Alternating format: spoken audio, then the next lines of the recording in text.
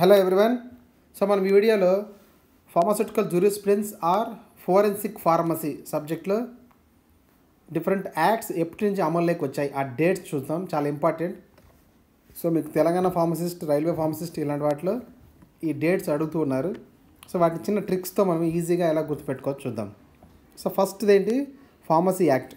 మీకు mostly years అయితే almost గుర్తుంటుంటాయి, but dates మాత్రమే, డేట్ అండ్ మంత్ మాత్రం కన్ఫ్యూజ్ అవుతూ ఉంటారు. ఓకే, అవి ఎలా గుర్తుపెట్టుకోవాలో ఒకసారి చూద్దాం. So first pharmacy act 1948. So pharmacy act 1948 so మనకి ఎప్పటి నుంచి అమల్లోకి వచ్చింది చూస్తే, సో మనకి 4th March 1948 నుంచి వచ్చింది. సో దీన్ని మనం ఎలా గుర్తుపెట్టుకోవాలి అంటే, 4th March కదా.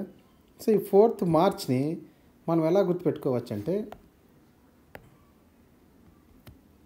సో ఇక్కడ ఇయర్లో కూడా 1948 కదా వచ్చింది. 48లో 4 తీసుకుందాం, 4th. సో నెక్స్ట్ 8ని మనం ఇలా కట్ చేస్తే, సో మనకు ఒక హాఫ్ ఎలా ఉంటుంది, 3 లాగా ఉంది చూడడానికి. ఓకే, అంటే 43 అని, 43 అనుకుంటే 4 3 అంటే మార్చ్ కదా, థర్డ్ మంత్ అని మార్చే కదా. సో 4th March ఇలా గుర్తుపెట్టుకోండి. Next second one, PCI, pharmacy council of India, మనకి ఎప్పటి నుంచి వచ్చింది. So pharmacy council of India అనేది మనకు ఎప్పటి నుంచి వచ్చిందంటే 1949 నుంచి అమల్లోకి వచ్చింది. Date 9th August. So 9th August మీరు ఎలా గుర్తుపెట్టుకోవచ్చు అంటే, సో ఫార్మసీ కౌన్సిల్ ఆఫ్ ఇండియాలో 1949 నుంచి వచ్చింది కాబట్టి 9th అలాగే గుర్తుపెట్టేసుకోండి, 9th. ఓకే, సో ఇది మోస్ట్ ఇంపార్టెంట్ కాబట్టి మనకి ఇండిపెండెన్స్ వచ్చిన మంత్లోనే ఇది కూడా అమల్లోకి వచ్చింది, గుర్తుపెట్టుకోండి. 9th August అలా గుర్తుపెట్టుకోండి month. Okay, next D&C act, drugs and cosmetic act. So drugs and cosmetic act మనకు మామూలుగా 1940 అంటాం కానీ, but it came into force from 1st April 1947. Okay, so 1st April 1947 నుంచి అమల్లోకి వచ్చింది. సో మనకి ఇక్కడ డ్రగ్స్ అండ్ కాస్మెటిక్ యాక్ట్ మామూలుగా మనకి ఫినాన్షియల్ ఎప్పుడు స్టార్ట్ అవుతుంది అంటే, ఫినాన్షియల్ ఇయర్ 1st April నుంచి స్టార్ట్ అవుతుంది మామూలు ఇన్ జనరల్గా. సో అందుకు మనకి drugs and cosmetic act most important కాబట్టి, సో మనకి ఫినాన్షియల్ ఇయర్ స్టార్టింగ్ డేట్ అంటే 1st April నుంచి మనకు అమల్లోకి వచ్చింది. ఓకే, 1947.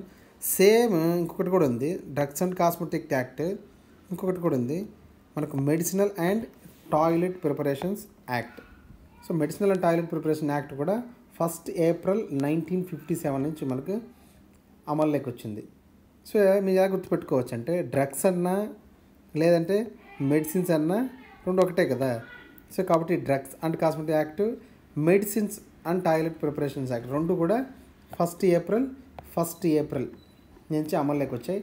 ఇదేమో drugs and cosmetic act 1947, medicinal and toilet preparations act 1957 అంతే. Okay, next NDPS act, 4th one, narcotic drugs and psychotropic substance act 1985. So ఇది ఎప్పటి నుంచి మనకి అమల్లోకి వచ్చింది, came into force 14th November. దీన్ని మనం ఎలా గుర్తుపెట్టుకోవచ్చు అంటే, మామూలుగా నార్కోటిక్ డ్రగ్స్ అంటే డ్రగ్స్ కదా. సో మామూలుగా మన డ్రగ్స్కి చిన్నపిల్లల్ని దూరంగా ఉంచాలని, చిన్నప్పటి నుంచి దూరంగా ఉంచాలని చెప్తుంటారు కదా.